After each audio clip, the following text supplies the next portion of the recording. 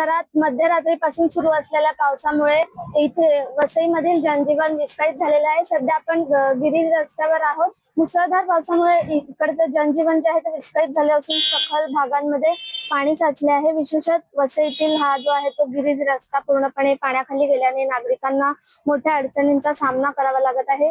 साचलेल्या पाण्यातून शाळकरी विद्यार्थ्यांसह परिसरातील नागरिकांना आपला जीव धोक्यात घालून ये-जा करावी लागत आहे। रस्त्यावर मोठ्या प्रमाणात पाणी साचल्यामुळे अनेक दुचाकी व चारचाकी वाहने बंद पडली असून वाहन चालकांना वाहने ढकलत सुरळीत ठिकाणी न्यावी लागत आहे। त्यामुळे वाहतुकीचा वेग जो आहे तो मंदावला असून नागरिकांची मोठी गैरसोय होताना पाहायला मिळते। मी खरं सांगू की आताच नगरपालिकेने म्हणजे मे महिन्याच्या दरम्यान गटाराची नवीन बांधकाम चालू केलेली। गटाराची अगोदरची गेल्या वर्षीची छोटी गटार जी लहान होती गटार, पण आता मोठी केलेली आहे। तरी आता समस्या आहे तशीच आहे। म्हणजे एक प्रकार म्हणजे कसं सांगायचं की ज्या प्रकारे काम व्हायला पाहिजे तसं नगरपालिकेने काम नाही केलेलं आहे। कुठेतरी म्हणजे एक पाण्याचा उतार ज्या ठिकाणी हवा आहे पाण्याला तो मिळालेला नाहीये। त्यामुळे आज पाऊस निदान सुरुवातही नाही झालेला। आज पहिला दुसरा पाऊस आहे, पण आज काहीच अगोदर पहिल्या पावसात थोडाफार भरलं होतं, पण या दुसऱ्या पावसात मला वाटते पूर्णपणे वाहून गेलेलं आहे। वाटते नालेसफाई झालेली नाही, नालेसफाई नाही, योग्य कामही नाही झालेलं या ठिकाणी नगरपालिका नालेसफाई काय वाटते झोल झालाय किंवा काय फसवेगिरी झाली कसं त्यांच्याप्रमाणे त्यांनी काम केलेलं आहे, पण कसं आता आम्ही त्याप्रमाणे सहजासहजी काय सांगू शकत नाही। पण आज जे तुम्हाला समोरच दिसतंय कशा पद्धतीने काम झालंय। रोज सकाळी जातोय पाण्यातून कसा सामना करणार, गाडी खराब।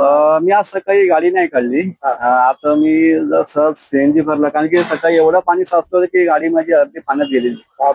त्यामुळे मी परत घरी फिरलो होतो आणि आता थोड्या वेळाने मला थोडा पाण्याचा स्तर कमी झाला, त्यामुळे मी गॅस भरून गाडी पाण्यात गेली, गाडी बंद पडली तर साधारण काय करतोय तो गाडी चालू करायला? साधारण आपण बघितलं ना तरी 1000 ते 1500 रुपये खर्च आहे कमीत कमी। कारण की कसं आता पाणी गेलं की कुठला पार्ट खराब होतो, एखादं पाणी जमा दिवसभर आमचं तर धंद्याचं नुकसान होतं ते वेगळाच, असं पण आहे। काय मागणी असेल तुमची? माझं असं म्हणणं होतं की आता ज्यावेळी ते पाण्याची जेव्हा इथे पाणी नियोजन जे आहे त्या ठिकाणी आता माहिती पाणी साचते या ठिकाणी, तर नगरपालिकेची काही माणसं ठेवली पाहिजे होती। म्हणजे एखादं कुठे पंप लावला असं किंवा एखाद्या नगरपालिकेची माणसं असते तर त्यांनी थोडाफार कुठे कचरा लागतो किंवा कुठे पाण्याचा जो स्त्रोत आहे जाण्याचा त्या ठिकाणी कुठला अन्य मार्ग जरी काढला असता तर आज पाण्याचा एवढा स्तर वाढला नसता। स्थानिक नागरिकांच्या म्हणण्यानुसार पालिका प्रशासनाने संबंधित भागातील गटारे आणि पावसाच्या पाण्याचा निचरा करणाऱ्या वाहिन्यांची वेळेवर साफसफाई न केल्यामुळे ही परिस्थिती निर्माण झाली असल्याचे बोलले जात आहे।